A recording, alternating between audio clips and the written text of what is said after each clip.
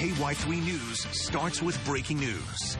Springfield police are investigating an overnight break-in this morning. It happened at Wilder Elementary School. 3 people are in custody. The school is on the east side of Springfield. This is just north of Glendale's football field right here. This is Sunset and South Ingram Mill Road. Elizabeth Van Mitri joins us live with an update on those arrests. Elizabeth, did the intruders steal anything?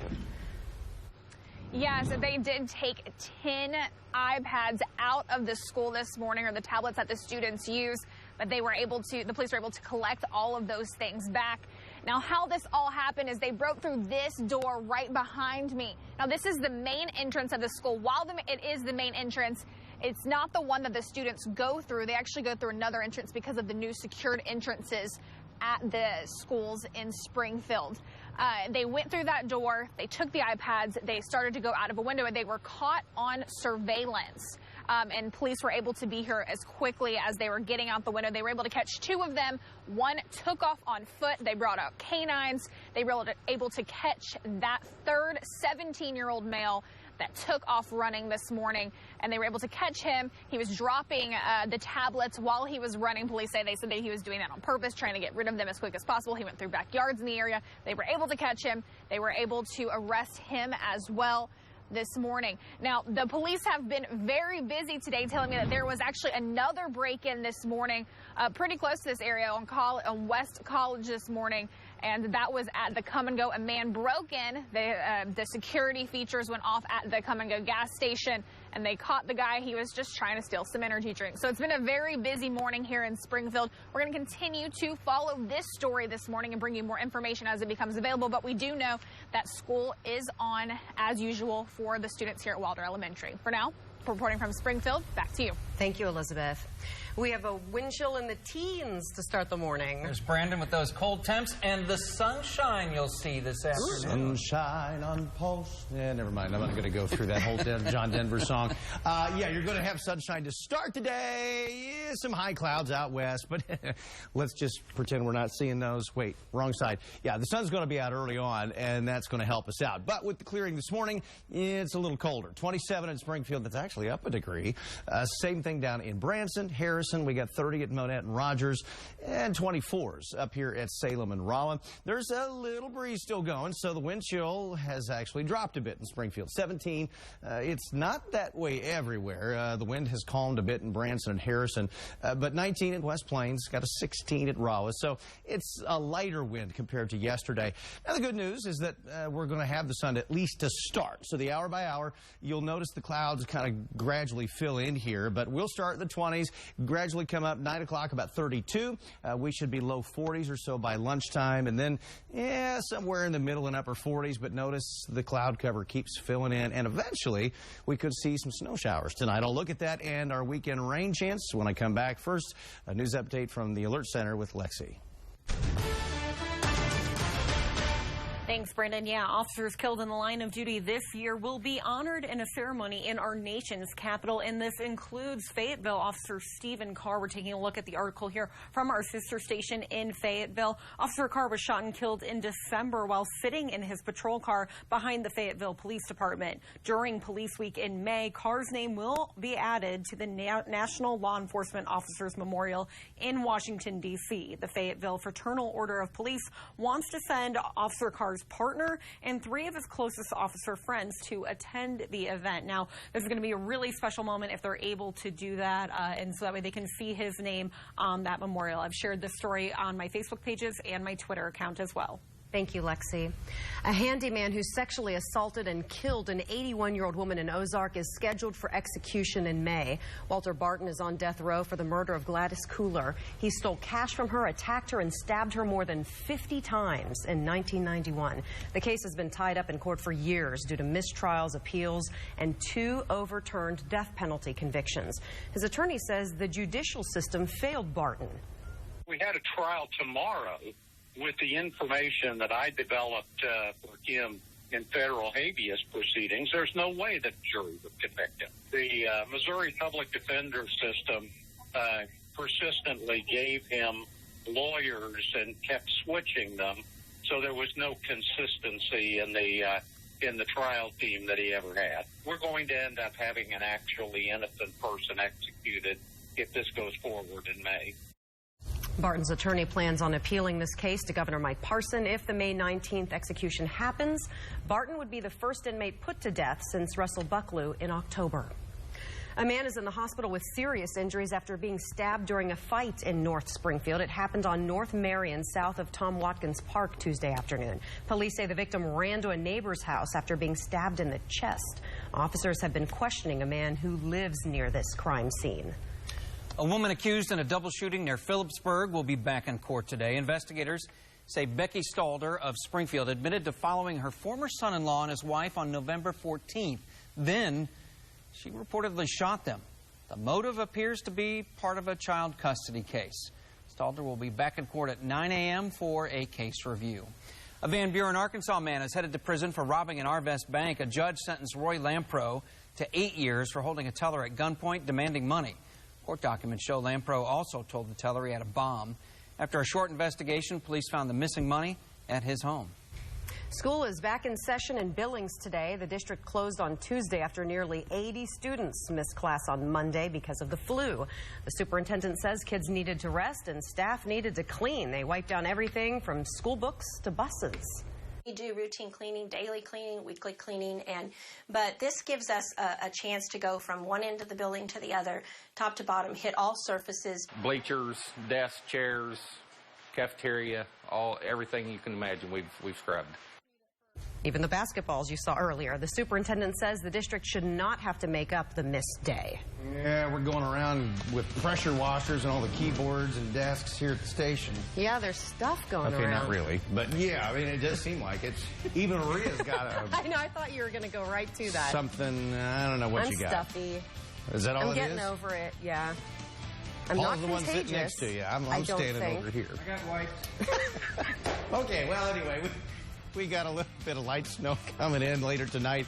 It's not going to be a big deal for us. And then we warm back up again with a bigger system for the weekend.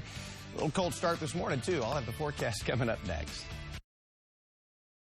Number 1 in the Ozarks. You're watching KY3 News Ozarks Today with Maria Nider, Paul Adler, and First Alert weather meteorologist Brandon Beck. The place to be. On air, online, on the go. And now, KY3 First Alert weather. All right, now here's Brandon with the wind chills right now and what to expect later today. Mm-hmm. Was that okay? Yeah, that You're works. looking at me like I'm supposed to read your mind with what you're going to do. Well, he didn't do this. I think so. Yeah. You know it's not hot. No, it's actually colder this morning, but Paul was giving me a hard time early because he wants to focus on the sunshine. Yeah. It's like the sun will be out for at least a few hours. You want to focus on the flurries. Well, it's what's next. That's tonight, right? That's right. That's coming up tonight. So here's the system out west. You know, I mean, look, if you've watched me for very many years, you know I just pretty much shoot straight with you. Yesterday we thought, oh, here it comes. Here's this little band of snow. What, we have like 5 Dippin' Dots fall out of the sky yesterday in Springfield? Yeah, so this one's another minor event. It's fighting dry here. Here's tonight on the model at 11:30. I don't know that we're going to have much in the way of rain, a few sprinkles maybe, but I think it'll transition to some light snow. And light's the key here. Number one, I think surface temps will still be a bit above freezing when this happens. And roadways still not that cold. Something that may lay down a dusting as it drops through. And this is primarily going to be overnight. So between midnight and 6 o'clock-ish, we still could have a few flurries early tomorrow, but then it scoots out of here pretty quick. Cloud cover may linger for a while tomorrow. We have a north breeze kicking back in. So still think that tomorrow's going to be the cold day of the week. Highs won't get out of the 30s. And then we warm it back up a little bit after a really cold start Friday. Now, this morning, because it is clear, we're colder than yesterday by pretty good margin, actually. Mid to upper 20s. Got a spot over here, actually 2 of them, Monette and Rogers, that are at 30, and then a 24 up at Rolla and in Salem, 27 in Springfield, which is 1 up. But then again, the wind kicked up a little bit, so the wind chill's down. 16 rather in Rolla, 19 at West Plains and Mountain Home. Not everybody's seeing a wind chill. Harrison and Mountain Home not reporting one. Point is, it's a cold start, but we get the sun for at least the first part of the day, and then high clouds are going to gradually fill back in, and I think we'll be overcast by late afternoon, but still, a high temps middle to a few upper 40s, and that's a little better than yesterday afternoon. Now tonight, again, I think we're still going to drop, but during the time it may snow, maybe just a little over freezing. So I'm not super concerned about this. I don't think it'll lay down much, and won't be for everybody, but a dusting's possible. And then tomorrow, well, it'll be a cold day, but above freezing, so should be a very short-term issue. 46 to 48 for today. High clouds will gradually fill in, but we at least get some sun to start. And then tonight's lows, probably down either side of the freezing mark with a breeze, so we'll have a bit of a wind chill. Again, a dusting of snow expected in spots. We do go back up a little tomorrow, 35. A very cold start on Friday. I think 50 on Saturday, and right now it still looks like the rain's going to hold off until probably late Saturday evening at least. Here it is by about 11 or 12 o'clock. It fills in overnight. It just kind of rains most of the day on Sunday. And it's probably going to take us into Monday morning. And right now, it looks like wintry stuff will stay to the north on this one.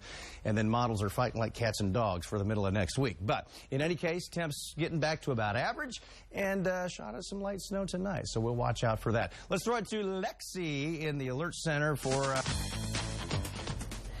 a traffic alert. That's right, Brandon. So this morning we want to let people know that Farm Road 25 in Greene County is going to shut down in less than 2 hours now. So if you've left the house already, you're clear, but on your way home, or if you're going home in the middle of the day, could be a problem. So this is on Farm Road 25. It starts just north of 266 and goes all the way to Farm Road 136. That's the top of your screen right there. It's about a mile stretch. Again, this starts at 8 o'clock and will stay closed until 4:30. It's also going to be closed for the same time frame tomorrow. This is for some pipe installation, weather permitting, of course. Now, according to our traffic maps right now, there aren't any new incidents or crashes in the 6 o'clock hour, which is some good news. If anything's getting in your way, though, I'll be sure to let you know. Thanks, Lexi. It's being called the healthiest way to eat in the world. The diet experts say can help you fight off diseases like cancer. Next. All right, Lexi Spivak here in the Alert Center. I want to bring you guys this live look while we have it. This is the Diamond Princess, you know, that cruise ship that's been quarantined off because of the coronavirus. This is in Yokohama, Japan, where some of the ship's passengers are able to leave this morning after 2 weeks on that ship. They've been quarantined off there. More than 450 people were tested positive for the coronavirus.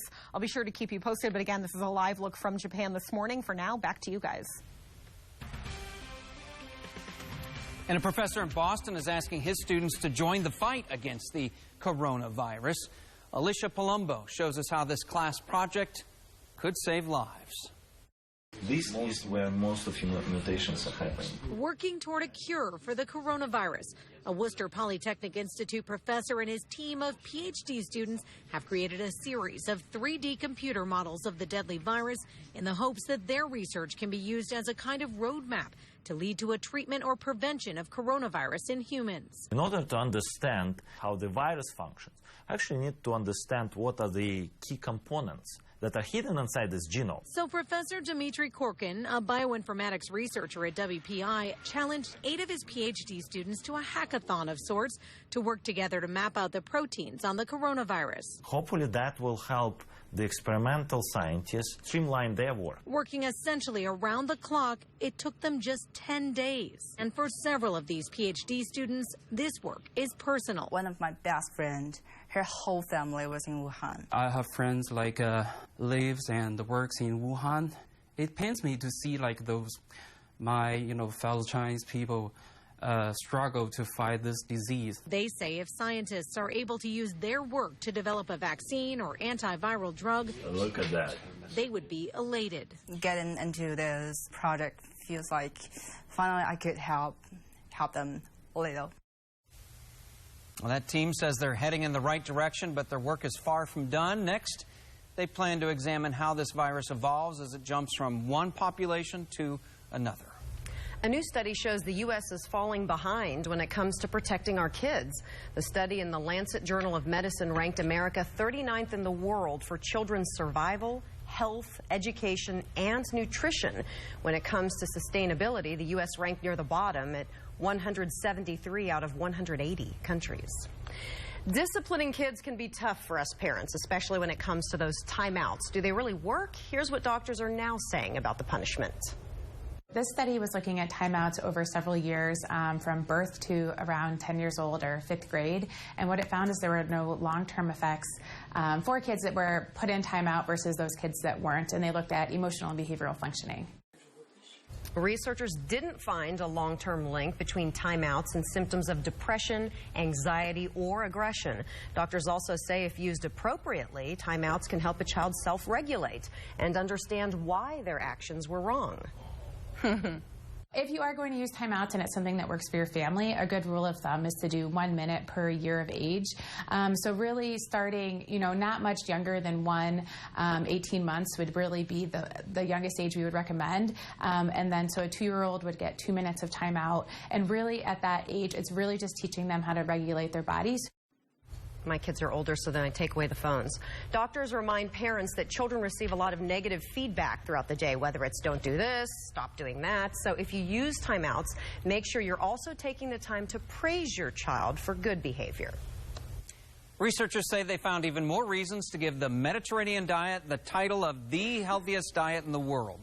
The vegetable, fruit, and nut-heavy diet is now said to help older adults keep their brains functioning better for longer. Researchers say the diet helps produce natural chemicals that fight off cancer, diabetes, and other chronic diseases. A change could be coming to the president's cabinet. The resignation rumors surrounding the attorney general and the tension on Twitter. And now, KY3 First Alert Weather. Well, I got a few clouds out there this morning. Happy Wednesday to you. Yeah, we're going to see some decent sun to start the day, but more clouds are going to come in as the day wears on. We'll eventually end up overcast by later this afternoon. 27 in Springfield, same at Branson, Harrison. I got a 23 up the road in Salem, 29 at Lamar, and 28 down at Mountain Home. There's a little breeze, wind chills running mostly in the upper teens and low 20s, including a 17 here in Springfield. So certainly coats for the kids, but some sun to start at the bus stop. Will be mid-20s as a general rule, and then fairly overcast by this afternoon when they head home, but a little better than yesterday with high temps, middle, and a few upper 40s. There are rumors swirling in Washington about a possible change in the Attorney General's office. Attorney General William Barr has recently complained about President Trump's tweets on federal cases. Barr said those tweets are making his job, quote, impossible. However, the president defended Barr on Tuesday, saying he has total confidence in him. The president has also agreed that he often makes Barr's job tough. The Department of Justice insists Barr has no plans to resign. Police in Wisconsin are investigating the deaths of a 5-year-old boy and 3-year-old girl. Officers found the kids dead inside an apartment on Monday after getting a 911 call about suspicious activity. Investigators aren't saying much at this point, just that the children had, quote, intentionally inflicted injuries. So far, no arrests have been made. A 4-year-old girl is recovering after being stabbed at this Texas McDonald's. El Paso police say a man walked into the restaurant's play area and just randomly stabbed the girl. Officers arrested a 25-year-old suspect at a nearby motel. The girl had emergency surgery and is in stable condition at the hospital. Lexi Speed back here in the Alert Center. Look at this. This is a massive fire at a recycling plant in Becker, Minnesota this morning. This is breaking news into the Alert Center. The Minnesota National Guard is helping get things under control because this fire at this recycling plant has actually been burning for more than a day. Police say the fire started in a debris pile of crushed up vehicles at this recycling plant. No injuries, so that's some good news, but a lot of smoke concerns for those who live nearby. I'll be sure to keep you guys posted. For now, back to you. Well, check out this big fire. It broke out at a tire recycling plant in Virginia yesterday. Several small fires prevented crews from getting inside the building for a while. Then took about 3 hours for firefighters to get the flames under control. So far, no word on what started that fire. A wildfire caused major problems in California's Tahoe National Forest. Rachel Wolf shows us the efforts to clear hundreds of acres of brush to lower the wildfire threat this year. A vegetation fire burned more than 120 acres in Sierraville in the Tahoe National Forest on Monday. CAL FIRE crews helped get it under control in what has already been a busy February. For this week, we've had 10 fires for 2.5 acres in the Value-Placer counties, and that's the second week of February. Pretty rare. CAL FIRE Battalion Chief Steve Mueller says low humidity, windy conditions, and no rain have ramped up response. You would normally in the summertime get 4 engines, an air tanker, an air attack, a helicopter, a dozer, and 2 hand crews to that fire. And we're seeing that in February. We're seeing that in February. You can see these heavy fuels, ladder fuels up into the canopy of the tree. That's what these crews are coming in and reducing. Crews have cleared more than 800 acres between Colfax and Applegate. It's one of the 36 state projects approved by the governor to reduce fuels heading into wildfire season. Hundreds and thousands of personnel hours have gone into this fuel break. Here's a before and after picture of the North Fork of the American Canyon. Crews cut and clear vegetation down low before it spreads higher and becomes difficult to control. Once it gets in the canopy, then it starts throwing up embers and spots, and then not only do we have the main fire front, then we have spot fires. And then if it's windy, those spot fires carry ahead of the main fire 200-300, maybe even a quarter to a half mile ahead. About 15,000 who live in the area are grateful for the fire protection. We've already experienced 2 power outages because of the wind and how crazy it gets. Tyler Riccio is clearing defensible space around his home to help out, knowing the best way to fight a fire is before it begins. If we didn't have all this clearable space, we'd be trapped up here. Firefighters are still investigating what started the Antelope fire. We're following breaking news, a break-in at a Springfield school. We'll show you the damage the crooks caused and what they tried to take with them next.